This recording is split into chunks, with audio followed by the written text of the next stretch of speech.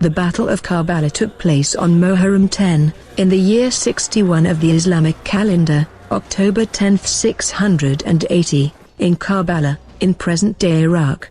On one side of the highly uneven battle were a small group of supporters and relatives of Muhammad's grandson, Hussein ibn Ali. And on the other was a large military detachment from the forces of Yazid, the Umayyad Caliph. Political background. The rule of the third Caliph, Uthman ibn Affan, concluded with a violent uprising. This uprising ended with the assassination of Uthman, and for many days rebels seized and occupied the city of Medina. Under the overwhelming pressure of the Ummah, Ali ibn Abi Talib was elected as the fourth Caliph with massive numbers of people swearing their allegiance to him. His immediate steps were to ensure the unity of Muslims. The governor of Sham, Muawiyah, kinsman to the murdered Caliph Uthman, refused allegiance to Ali and revolted against him, using his cousin's unpunished murder as a pretext. This resulted in armed confrontations between the Islamic Caliph, Ali ibn Abi Talib, and Muawiyah. Practically, the Muslim world became divided. At the death of Ali ibn Abi Talib, his elder son Hasan ibn Ali succeeded him but soon signed a treaty with Muawiyah to avoid further bloodshed. Muawiyah remained the ruler of Sham. Prior to his death, Muawiyah was actively plotting a major deviation from Islamic norms. He was establishing his son Yazid as the next ruler, hence establishing dynastic rule for the first time in Islam.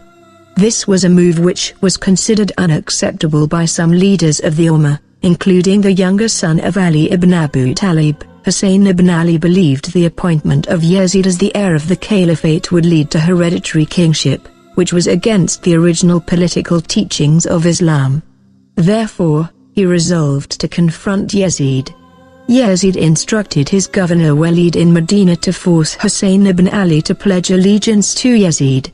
Hussein refused it, and uttered his famous words that, "Anyone akin to me will never accept anyone akin to Yazid as a ruler." Hussein departed Medina on Rajab 28, 60 AH, 680 CE, 2 days after Walid's attempt to force him to submit to Yazid's rule. It is mainly during his stay in Mecca that he received many letters from Kufa, assuring him their support and asking him to come over there and guide them. He answered their calls and sent Muslim ibn Aqil, his cousin, to Kufa, as his representative in an attempt to consider the exact situation and public opinion. Hussein's representative to Kufa, Muslim ibn Aqil, was welcomed by the people of Kufa, and most of them swore allegiance to him. After this initial observation, Muslim ibn Aqil wrote to Hussein ibn Ali that the situation in Kufa was favorable. However, after the arrival of the new governor of Kufa, Ubaydullah ibn Ziyad, the scenario changed.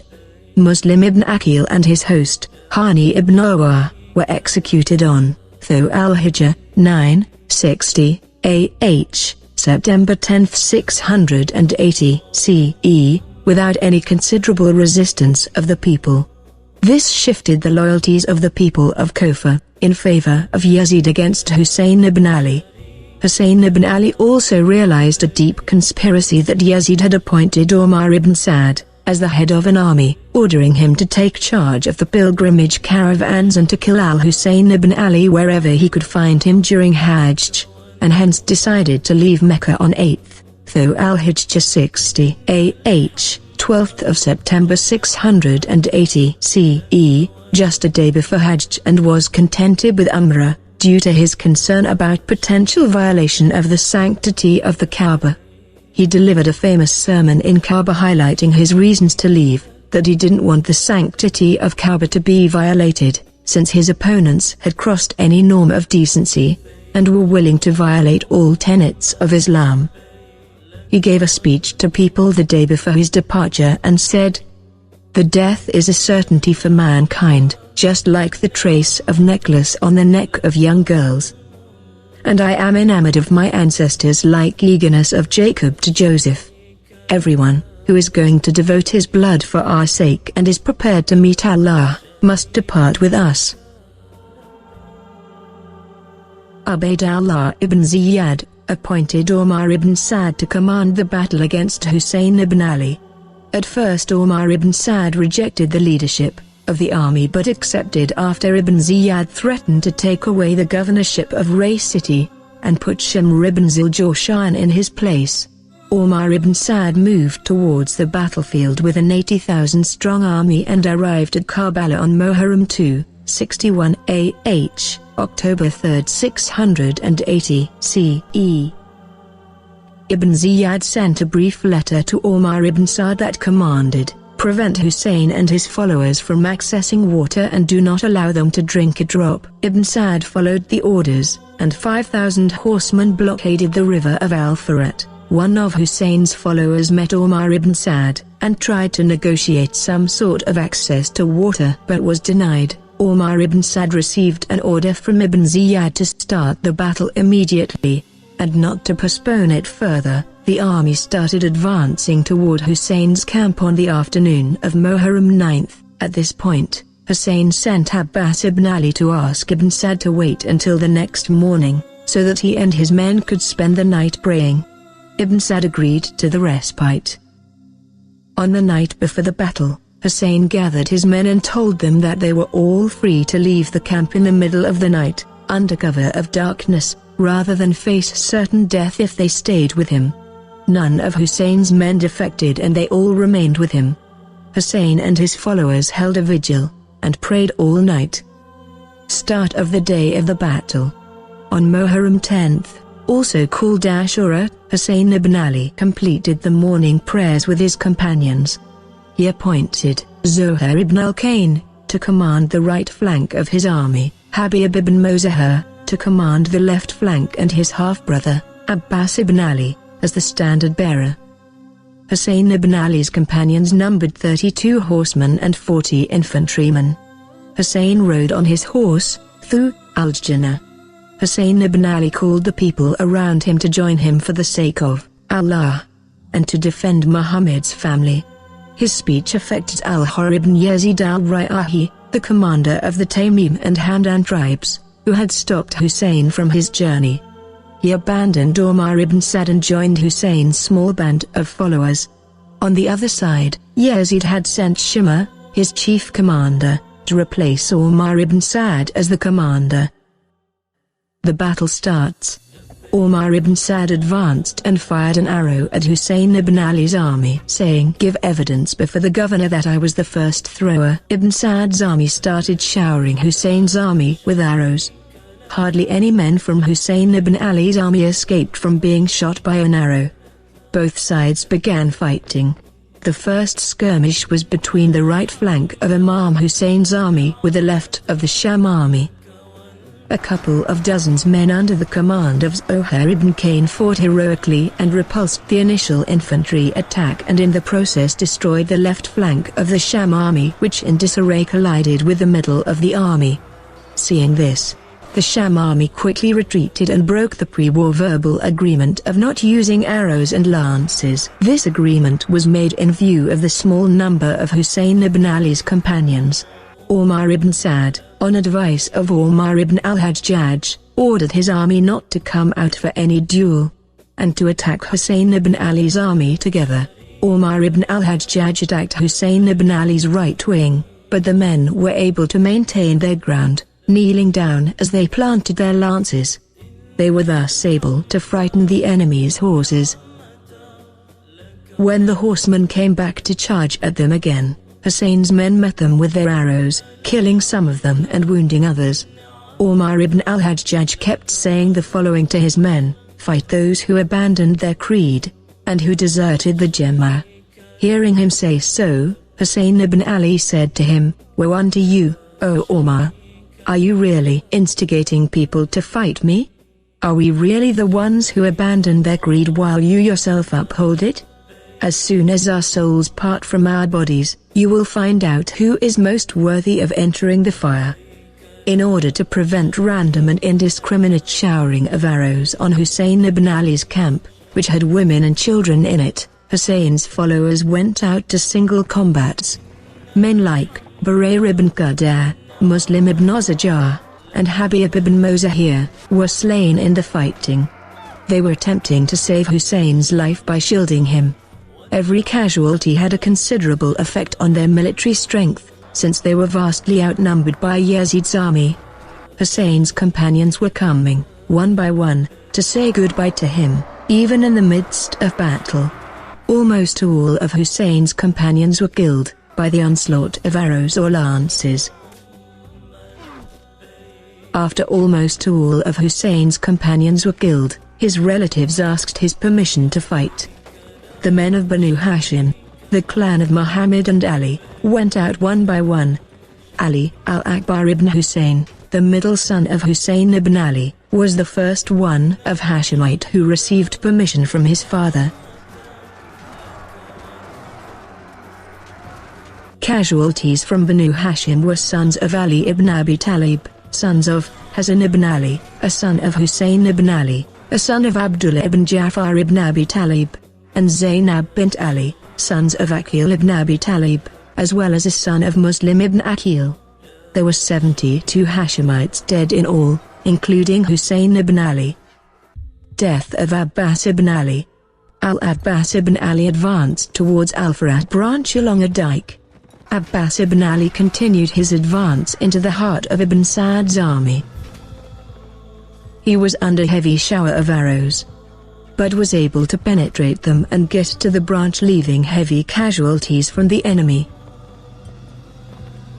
He immediately started filling the water skin, in a remarkable and immortal gesture of loyalty to his brother and Muhammad's grandson. He did not drink any water despite being severely thirsty. He put the water skin on his right shoulder and started riding back toward their tents. Umar ibn Sa'd ordered an outright assault on Abbas ibn Ali, saying that if Abbas ibn Ali succeeds in taking water back to his camp, we will not be able to defeat them till the end of time. A massive enemy army blocked his way and surrounded him. He was ambushed from behind a bush, and his right arm was cut off. Abbas ibn Ali put the water skin on his left shoulder and continued his way, but his left arm was also cut off. Abbas ibn Ali now held the water skin with his teeth. The army of Ibn Sa'd started shooting arrows at him. One arrow hit the water skin and water poured out of it. Now he turned his horse back towards the army and charged towards them, but one arrow hit his eyes, and someone hit a gauze on his head, and he fell off the horse. In his last moments, when Abbas ibn Ali was wiping the blood in his eyes to enable him to see Hussein's face, Abbas ibn Ali said not to take his body back to the camps because he had promised to bring back water, but could not, and so could not face Bibi Sokaina, the daughter of Hussein ibn Ali. Then he called Imam Hussein brother. For the first time in his life before the death of Abbas, Hussein ibn Ali said, "Abbas, your death is like the breaking of my back." Death of Hussein ibn Ali. Hussein ibn Ali told Yazid's army to offer him single battle, and they gave his request. He killed everybody that fought him in single battles. He frequently forced his enemy into retreat, killing a great number of opponents. Hussein and earlier his son Hazrat Ali Akbar were the two warriors who penetrated and dispersed the core of Ibn Sa'd's army, Kalbi Lashkar, a sign of extreme chaos in traditional warfare. Imam Hussein advanced very deep in the back ranks of the Sham army. When the enemies stood between him and the tents, he shouted, "Woe betide you, O followers of Abu Sufyan's dynasty! If no religion has ever been accepted by you, and you have not been fearing the resurrection day, then be noble in your world, that's if you are Arabs as you claim." Then his enemies invaded back towards him. They continuously attacked each other.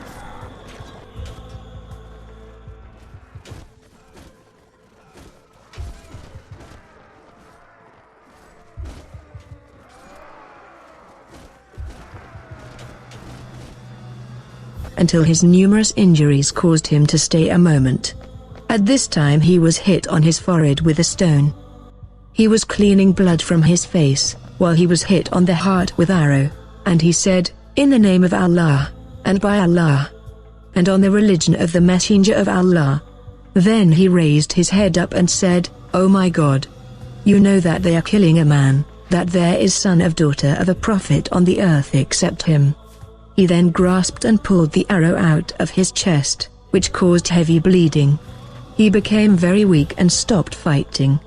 The soldiers approaching him gave up confrontation, seeing his position. One soldier, however, walked up to Imam Hussein and hit him on his head with his sword. The enemies hesitated to fight Imam Hussein, but they decided to surround him. At this time Abdullah ibn Hazan, an underage boy, escaped from the tents and ran to Hussein. When a soldier intended to slay Hussein, Abdullah ibn Hazan defended his uncle with his arm, which was cut off. Imam Hussein hugged Abdullah, but the boy was already hit by an arrow.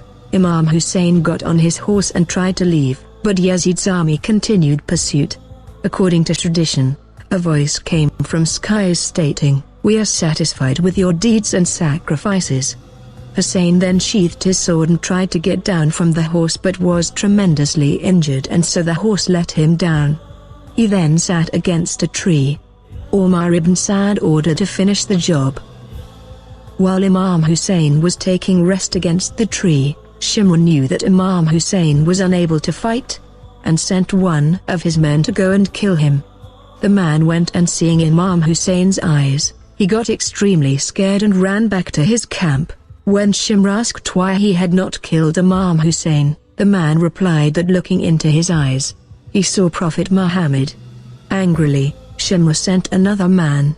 This one was so frightened that he dropped his sword and ran back to his camp. This time when Lanti Shimr asked him why he had not killed him, he said he saw into his eyes and saw the angry look of Ali ibn Abi Talib. Shimr was angry, said that he would have to do it himself.